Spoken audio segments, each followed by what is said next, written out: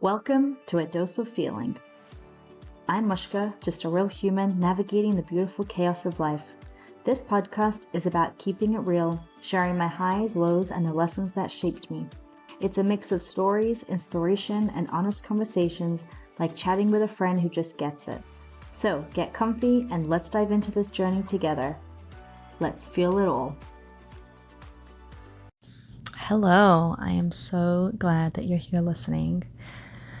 Welcome to the first episode, and I'm going to break down a little bit about what, how, why. And this has been in the making for quite some time. I don't know when you're listening to this, but this is September 24. And I had this idea for some time, and it was one of those things that I sit on and want to do, and I do this in so many areas of my life where I have great ideas and I sit on them and then I think of a million reasons why I shouldn't do it.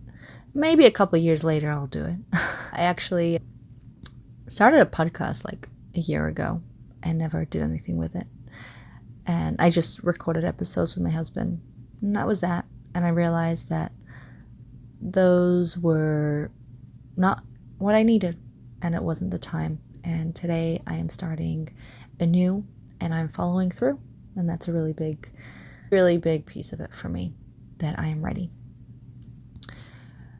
Why a podcast? So I recently posted on some things on social media and on Instagram and started sharing more about my story. And I found how much power there is in my voice, and learning self-expression, practicing to share, be open, be vulnerable. And there's something about social media that I feel limits me. And I often get carried away with the interaction, the likes, the comments, the views, what people want, what people need. And I find that the podcast world for me is a space where I can just be me, and I can share, and I can say what I want, and I don't really see those repercussions, at least not in real time. And I look out at my window, at my beautiful scenery, and I be me. I feel so comfortable. And I love sharing on social media. I love my Instagram page. I love that I can also share so many pieces of my life. But it feels more of like moments in time. I share something that I'm doing, that I'm making, that I'm seeing, or that I did, or that I was inspired by, and in hopes to help others. This is really more to talk and inspire, in the sense that if you take something, you take it. If not, you just heard me talk, and yay. I'm not needing anything out of this, not needing anything to come out of it. So this is as much of a lesson for me as it is for anyone else. And I really love that for me. I plan to talk about a whole bunch of areas. I grew up the oldest of 10 kids. I was really pushed to be independent and responsible at a young age. Be good, listen, sit still, stay there, do what you're told. And the past year or so, I've really been pushing those inner boundaries of my voice deserves to be heard. And I am generally quiet and soft-spoken and introverted, and I've really been challenging that for me. I've really been challenging what I know, what I've been told, how deep the programming goes for me. And I'm sure many others can relate to that.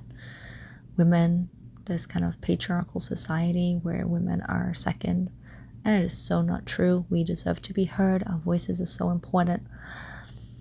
And I have gone through a lot, most significantly in the last 5.5 years, in my relationship and in my own inner world, that I've held a lot of kind of secrecy and shame around, that I've been constantly trying to push up against, that I went through the things I went through in order to help others and to inspire others and to teach others.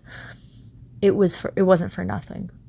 And even in those moments of my own struggles, I really wished that I had people that could share with me their journeys. And I did, and I looked for I looked for those people and for those places that I could feel safe and I could learn from. And so I find that my underlying message in all of this is I want to be that lighthouse. I am that lighthouse that stands still and gives off light. And if you want it, you see it, you need it. I'm not going to run around and try to tell everyone and chase everyone with what to do, what to be. And I see that a lot.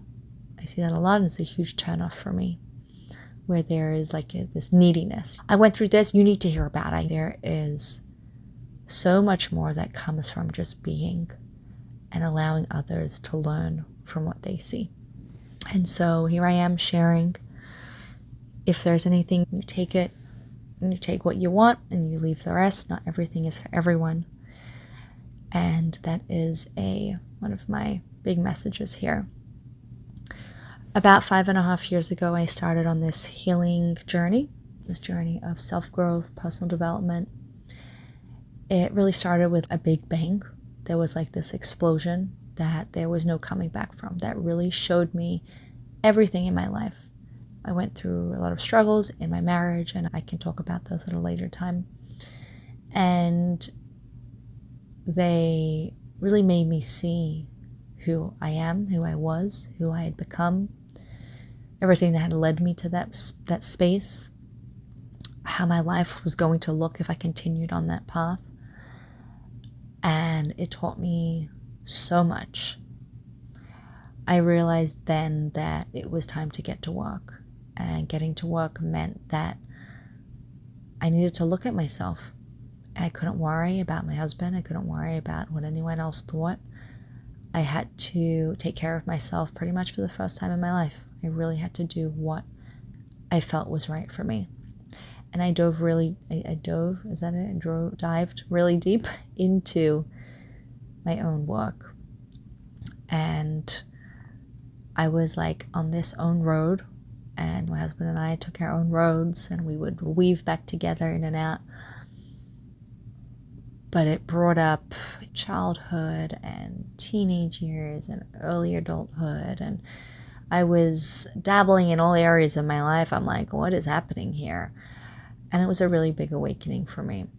And some people call it a midlife crisis. I call it a spiritual awakening, where I really questioned everything. I started to choose for me. And it wasn't easy. It really wasn't easy.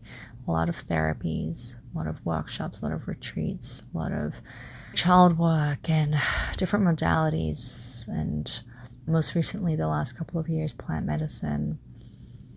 And realizing that this world of spirituality has me connected more than ever, has really been a light for me and a path of guidance and wisdom. And I don't take it for granted.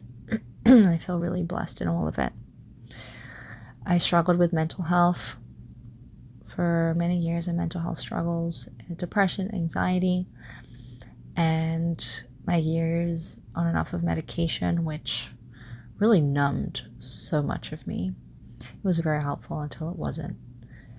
And just a lot of, I don't like to throw around the word trauma a lot, but there were many significant struggles in my life that were really manifesting into who I was and how my life was looking.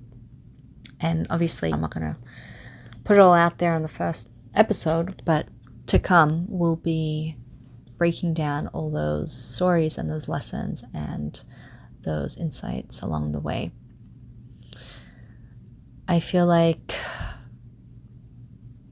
I'm feeling empowered in sharing and speaking and knowing that it's safe to do. I lived a life of somewhat secrecy, a lot of secrets, a lot of shame, a lot of stigma. And someone has to be the change, and someone has to be the one to step forward and say, yeah, we're not doing that. We're going to show people that it's okay to speak your truth. And if I have to be the guinea pig and I have to take crap for it, so be it. And I'm really actually excited to do this. It feels really freeing for me. So I'm glad you're here. Every episode will hopefully be short and quick and to the point, and you take what you want, you leave the rest. I am here. I am ready to be the light for you whenever you need. Have a beautiful day, and I will speak to you soon.